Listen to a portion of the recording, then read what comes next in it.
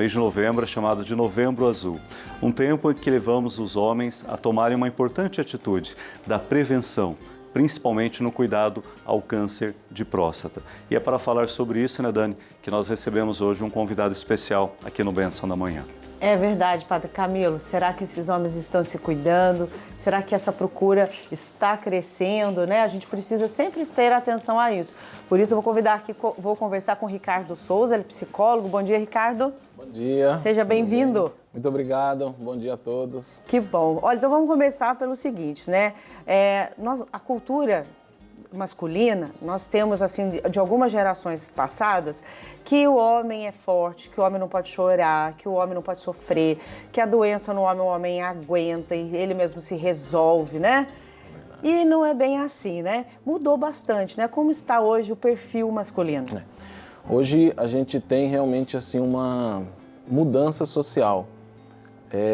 Os homens estão ficando mais atentos, né? Graças a Deus. Graças a Deus, né? Graças a Deus. Mas ainda assim a gente tem uma cultura ainda voltada para essa questão, né? Da virilidade, de ser invulnerável, né? De ser forte, de não poder demonstrar fraqueza. Então tudo isso ainda impede muitos homens de buscar ajuda.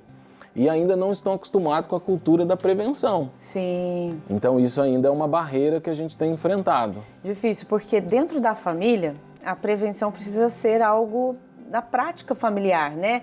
Então, assim, de fazer os exames, de você procurar se cuidar bem, ter qualidade de vida, isso já é uma prevenção. Como inserir na vida de um homem? Vamos dar um exemplo bem prático de dentro de casa, assim, né, gente?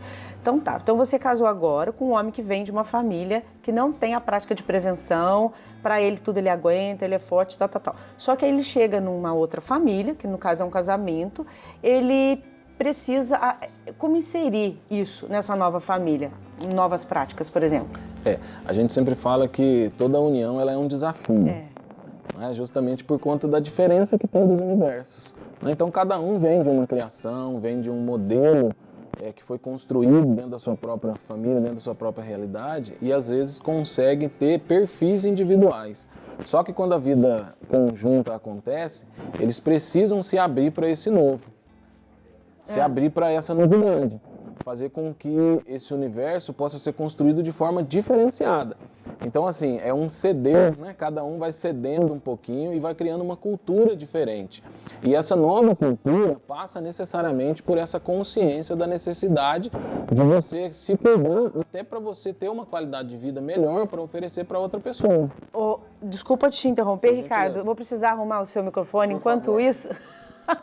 Gente, nós estamos falando sobre a saúde do homem, né? Especialmente quando a gente fala sobre situações que o homem não aceita. E quantas mensagens a gente recebe aqui no programa, Ricardo, de mulheres que falam, olha, eu preciso, meu marido não escuta, eu falo com meu marido, ele não quer saber.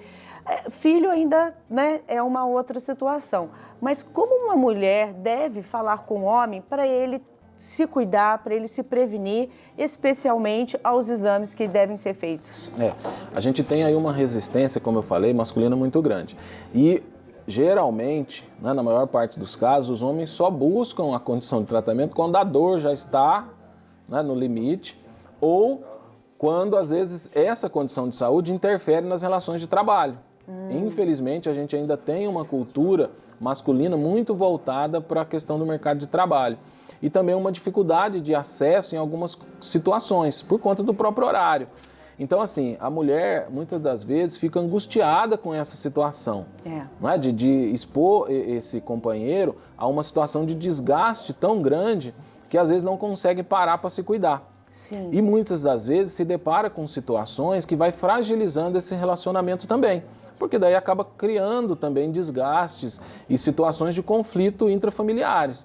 Então precisa realmente ter um pouco de paciência, não é? A gente fala que o jeito feminino, não é? Embora não é? Coloca essa questão, mas assim, as mulheres têm toda uma forma, né? Claro. Um jeito, um momento adequado, não é? Uma característica. Então, uma forma de mobilizar esse homem também para demonstrar a importância dele no contexto familiar e, ao mesmo tempo, a importância dele se cuidar. Porque a falta do cuidado, inevitavelmente, vai levar a uma brevidade em relação, às vezes, à própria vida.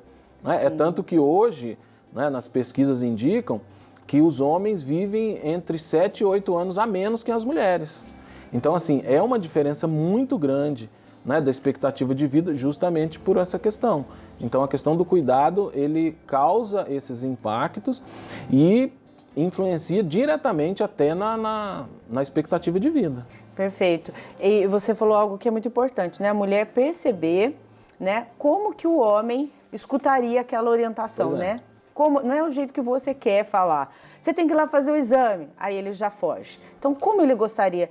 Olha, já agendei um exame para você, né, Ricardo? Sei lá, encontrar uma maneira. Olha, o que você acha depois lá, antes de você ir no futebol, passar para fazer um exame, passar para fazer uma consulta médica, né? Especialmente o Outubro Azul, né? Falar da saúde do homem. Quais o fundamento, né? Qual a importância do homem se cuidar para ele, Ricardo? A gente, além dessa questão da expectativa de vida, né, a gente fala também da possibilidade realmente de evitar que essas doenças se agravem. A gente tem uma cultura masculina, como eu falei, de cuidados quando a situação chega num nível de emergência muito grande. Então a gente tem um grande número de participação masculina nos serviços de emergência. Pronto-socorro, algumas orientações específicas, né, de práticas mais resolutivas, né, de pronto atendimento, enfim. E isso dificulta muito o cuidado da saúde de forma geral. Então a gente sempre fala que as ações preventivas, elas são fundamentais.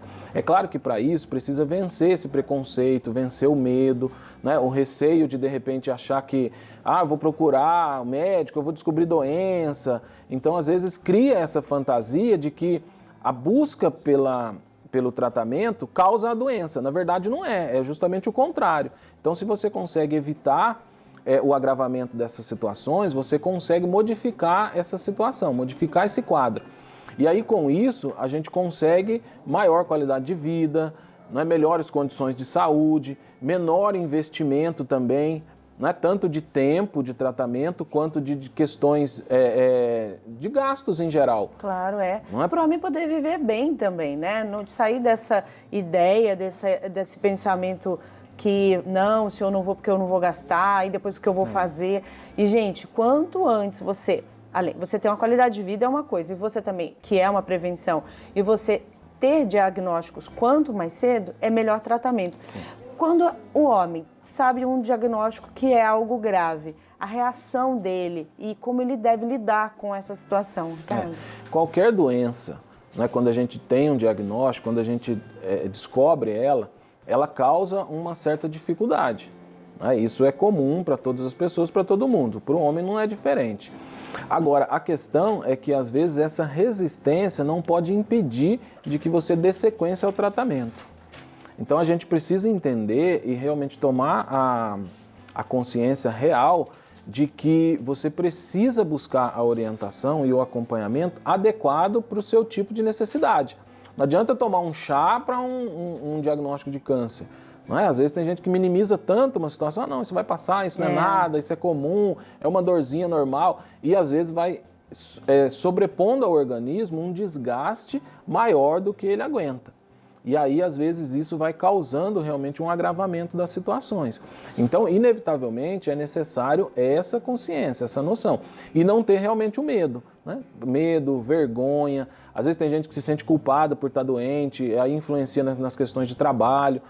Eu não posso faltar, eu não posso deixar o trabalho, eu tenho a minha responsabilidade. Só que, se você ficar com uma doença mais agravada, inevitavelmente você vai deixar de cumprir com suas obrigações. Exatamente, e aí vai vai atingir ficar as metas. muito mais tempo fora das condições. Né? Se você tiver que fazer uma cirurgia, alguma coisa, o tempo de afastamento é muito maior. Ô, Ricardo, e ainda o cuidado emocional, né? Aí é tão mais difícil, né, Ricardo? Tantas situações de mães, mulheres, enfim, que tem tanta dificuldade de inserir o homem no cuidado, no trato emocional. Sem dúvida. As emoções, então, é uma barreira tremenda, né? Porque realmente é colocado para a masculinidade essa necessidade de fortaleza. Né? Então, você não pode chorar, você não pode manifestar que você está triste, que você está aborrecido. E, às vezes, até a expressão de pequenas situações já vira uma situação fora do comum. Né? Então, quando o homem fala, eu estou triste com alguma coisa, ele não consegue falar. Ele primeiro acumula um monte de coisa e depois solta tudo de uma vez. Não é? É verdade, bom exemplo esse. E aí a gente acaba tendo, às vezes, o agravamento das relações familiares, né, por conta desses conflitos, porque daí você vai guardando, e aí chega uma hora que o organismo não aguenta, e aí solta. Ou às vezes fica com quadros de doenças, né, emocionais, né, de depressão, de pânico, enfim, várias situações que pode acometer.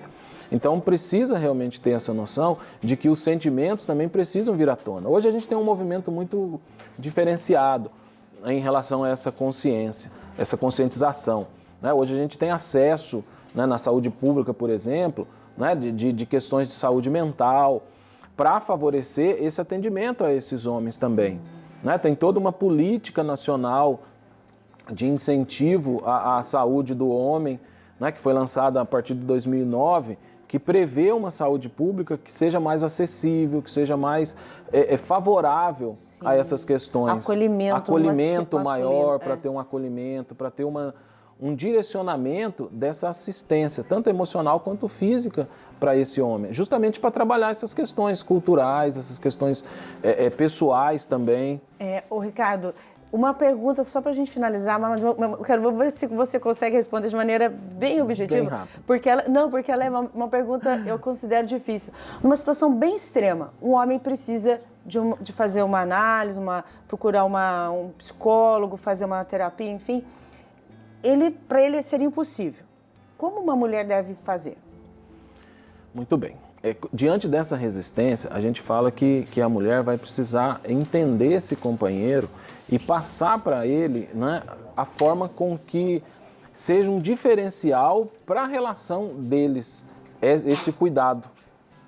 Né, no sentido de realmente mostrar o quanto seria bacana, né, o quanto ele ganharia, né, proveitoso, com uma mudança do seu comportamento. E aí sim, com aquele jeito, como eu falei, né, de uma forma que consiga acessá-los em momentos realmente que ele demonstre essa abertura. Difícil, tá? né, Ricardo? É um desafio, mas eu acho que as mulheres conseguem. Consegue, não Com consegue? certeza. Tá vendo, mulheres? Olha, tudo é possível. Tem que perceber, discernindo ali ao momento certo, porque o diálogo não é fácil mesmo, é construído. Ricardo, muito obrigada pela sua presença hoje, pelas palavras. Olha, eu agradeço, né, agradeço a recepção, agradeço a oportunidade, né, e quero também deixar aqui meu abraço, né, a todos os meus conhecidos, amigos, familiares, né, e sucesso para vocês aí também no programa. Obrigada. E boa sorte para vocês aí, homens, nesse tratamento. E para as mulheres também. E para as mulheres também. Verdade, para você também tudo de Muito bom, obrigado. viu? Obrigada.